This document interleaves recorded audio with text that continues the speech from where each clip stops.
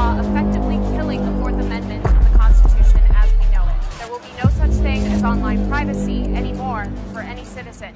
And this seems to be just the beginning, as the government today has taken total executive control over Google, Facebook, Twitter, YouTube, and various other online.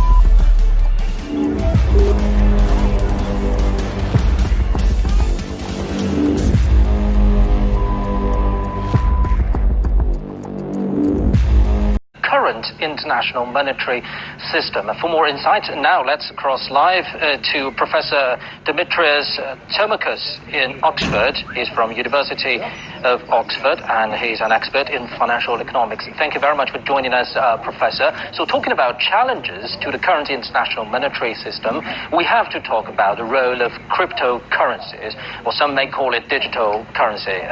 Many people think it's the same thing. So let's take Facebook's just announced Libra as an example. Now, many countries sees this as a major threat to their financial systems, even to their sovereignty. But interestingly, it's reported that the chief of Bank of England, Mark Carney, shows some cautious support to Libra. Why is that? Thank you very much for inviting me.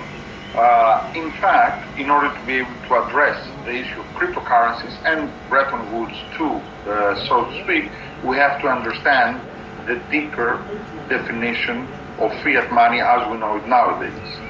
Money is an institutionalized symbol of trust, and as such, the US dollar has a preeminent role in international monetary arrangements that emanated from the Bretton Woods after the Second World War in 1944. Thereby, as such, whenever there is a financial crisis, we have the so-called flight to quality, and flight to quality of capital usually takes the form of getting out of distressed countries and saving in dollars. Thereby, the cryptocurrency as such, it is very, very difficult to replace mainstream fiat money and US dollar in particular as a standardized, institutionalized symbol of trust. Consequently, there are associated regulatory issues with cryptocurrency. For example, what is the purpose, what is the origin and the genesis of the funds that flow the cryptocurrency, and whether the speculative means are not means of payment and units of accounts yet. Thank you. And Professor, having said that, let's go back to the very definition of the currency.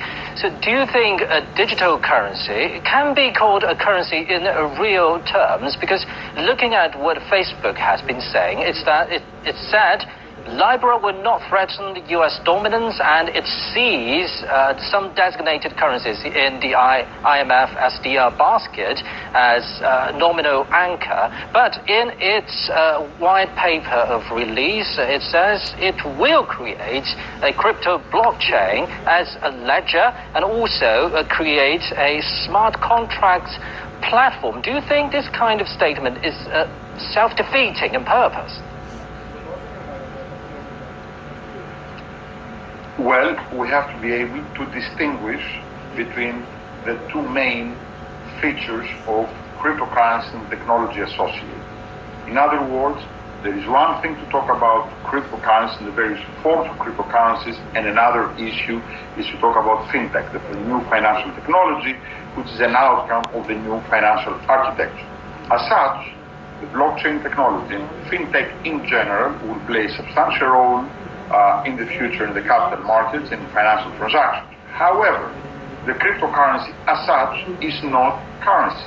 It's a misnomer because fundamentally, it's a speculative asset. And the proof of the pudding is, if you see the volatility of prices of these various currencies, that's testimony and that's testament to how speculative these assets are. Moreover, last but not least, we have to disentangle and assess the origin of the funds that flow to all of these cryptocurrencies. And that's a problem of the international financial system that has to be dealt with. And I think that's one of the reasons that central banks and governments are very, very cautious in assessing and adopting this sort of means of transactions. Thank you very much. Now, Mr. Liu, let's continue this topic. We know that China has drawn a red line on the cryptocurrencies on its territory. It's a no, right?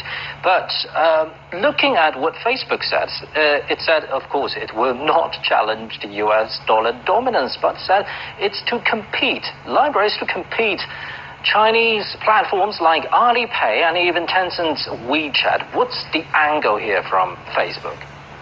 I mean that we have to pay more attention. I'm a little bit very cautious about the functioning of this new currency because who knows that what will be happening in the future, because we don't know what the real purpose of behind it.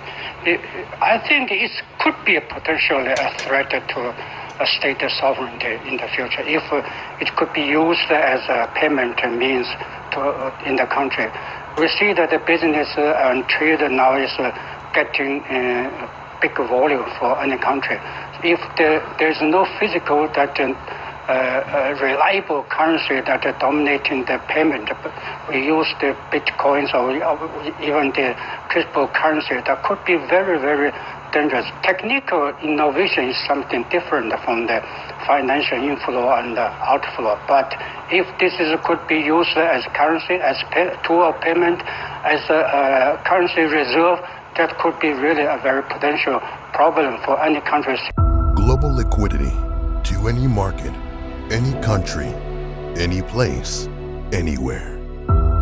Fully exchangeable to any currency, asset, or commodity. Transactions are settled in 4 seconds. XRP is traded 24/7, 365 days a year, everywhere in the world.